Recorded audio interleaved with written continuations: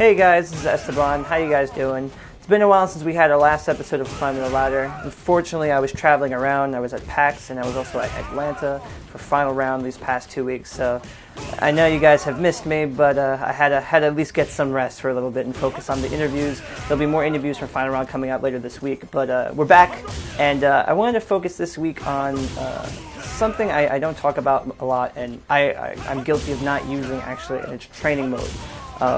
A little bit about my background with playing fighting games. I've never really played fighting games competitively since Arcade Edition came out. So I grew up in Brooklyn during the 90s, during when arcade games were huge. So I didn't actually have a system to have, to train with. So all my training came from was playing local guys at the arcades. And you throw a quarter up, wait for your time to play, and then you get on, and if you don't win, you're at the back of the line. So everything I learned was on the fly, or was done to me by another player, or heard through rumors and stuff like that. So training mode is still a kind of a new concept for me, and I actually kind of find it boring, as weird as this is, to sit in training mode and practice combos. Yeah, repetition and practice with anything will make you good, but this is not the kind of practice that I'm used to. I kind of like work in a live environment, so actually forcing myself to sit down and practice combos like I'm doing here and just kind of do them over and over again. If I drop it, keep going. If do it 10 times in a row, if you drop it once, restart it. That kind of stuff it's boring, but it's essential in today's environment, especially if we want to be competitive. So I'm taking Ryu through here to just practicing some normal combos, some stuff I usually don't do. I know you guys have been yelling at me for doing the same thing over and over again, so I'm trying to expand my repertoire of moves here, just for you guys, as well as just to keep things interesting and consistent. So on another note, for this, I'm also going to try to actually expand the character selection here with a new character, and I'm doing this because I spent a lot of time at PAX, and I spent a lot of time at Final Round playing new players, and I don't want to be stifled by just picking Ryu. Yeah, I like him, but it's also good for myself as a player, and maybe for you guys as players as well, is to try another character and expand out of an archetype that I've been using for years now. So one of the characters I'm going to be starting with is Fei Long. I know some of you guys are rolling your eyes and being like, you're only picking Fei Long because he's top tier. Yes, he's very good, but he also suits my playstyle a lot more.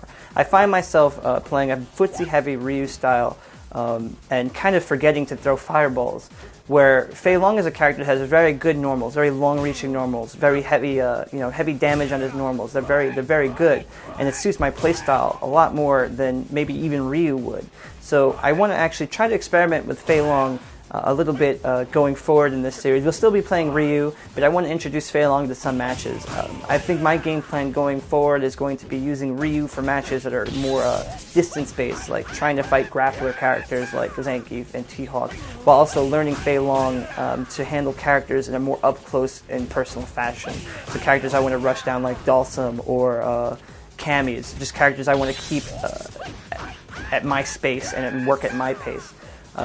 Playing with Fei Long is very interesting because he is more of the character I play, or at least the character archetype that I play. And like I said before with the live training practice, one of the things I like to do instead of training mode, or to complement training mode, is to actually go into arcade mode and play against the computer in the hardest setting. Now, the computer might force you to build nasty habits, and it will react to things that not really humanly possible, or you won't be react to like a whiff jab ultra, but it'll really help you with hit confirming, getting your combos in a pressure situation, and dealing with an opponent that fights back in a somewhat logical way. Yeah, and they won't be the best. I'm not playing Daigo here, obviously, but it'll still teach you how to land your combos and put you in situations you might not be used to, and teach you how to react to them.